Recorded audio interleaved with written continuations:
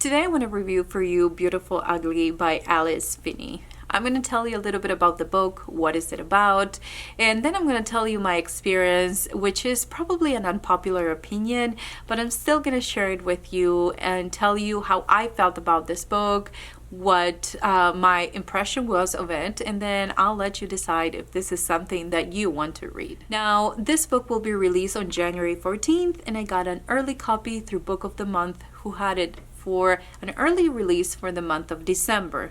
I also got an ALC from Libro FM, so I was able to listen to the audiobook, and today I can review both. So thank you to Macmillan Audio, Libro FM, and the author for providing me with that free copy in exchange for an honest review. Now, the opening scene really grabbed my attention. It started with a husband and a wife. They're on the phone. He's waiting for a very important call. His agent or publisher is going to tell him if his book made it to the New York Times bestsellers list. She is grabbing food. She's on her way back home. And then she had to stop the car because she tells her husband that there's a lady that's laying on the road. And so she is going to go and see if she can help. So she's going to go and try to help. Her husband says, don't do it, come home, it could be a trap, something could be wrong, don't go down. But she keeps him on the line, and eventually she disappears. The car is still there, the purse is still there, but she's nowhere to be found. Fast forward a year, he can't write, he's uninspired, and he got this good chunk of money for a second book that he already spent. So now his agent says, you know what, I have a place in an island where 25 people live there. It's going to be during the winter, so the off season. You can go there, be by yourself, write the second book, and try to turn your life around. Now that's where our story begins. Now, in my experience, I felt like that's where the story started to drag and became a really slow pace for what I'm used to in a thriller. We got to know the people that lived in this island. Only 25 people lived in this island. The town itself, the shops that they had there. And these characters were so unlikable that even though they were telling stories that were really traumatizing and you'd think you'd feel for them, I didn't, because I thought they were very unlikable. Even Grady, who is the author. Now this pace drags until I would say 80% of the book, and that's when things start to happen. And from there, the 80% mark until the 100%, that 20% of the book is action-packed because there's a lot of things that you are discovering. It's not that a lot of things are happening, but a lot of things are starting to be revealed because they didn't make sense in my head. Now, the ending of the book, which is what really I want to talk about without spoiling it, was something that I felt like Frida McFadden, Alice Feeney got together for a team, and they got inspiration from a Rachel Harrison's book. And there's no shade to any of these authors. They do have different writing styles. It's just that the ending reminded me of the three of them. And I think Rachel Harrison is an amazing author, writer. I just don't care for a lot of the themes that she writes about, but I think she's the best, in my opinion, out of the three. So I thought, well, maybe this combination, it's gonna lead us somewhere. But oh no, it wasn't. I have a few words that I wrote down as I was reading the ending of this book, and they are far-fetched, bizarre, silly, convoluted, and just way too much happening. There's another one down here that I wrote at the very end that says theatrical. That's how this ending felt like. And I'm all about outrageous endings, and this is not about an outrageous ending. Without going into detail, the part that I didn't like about the ending the most, the one that it was really a turn off, was the quote-unquote feminist part at the end. And again, I'm not going to go into details of who or what ended up happening at the end, but I felt like it was one of those things that maybe if you're in your teens or maybe in your 20s and you're a girl or you're a woman and you're probably reading this ending and you're going, yes, queen, do it. And I felt the opposite way. It was almost like, you know, this extreme of feminism where every man is a menace, everyone needs to die, and girl power.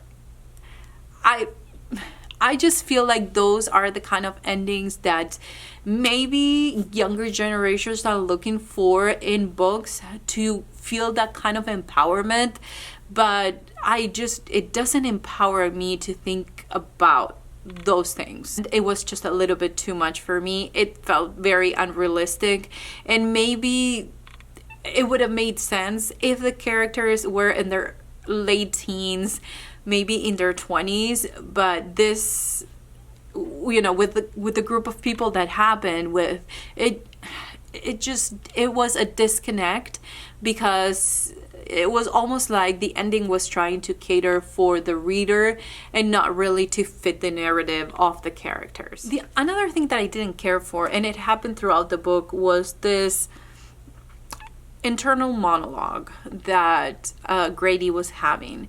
And like, would you like a cookie? Yes, I want a cookie.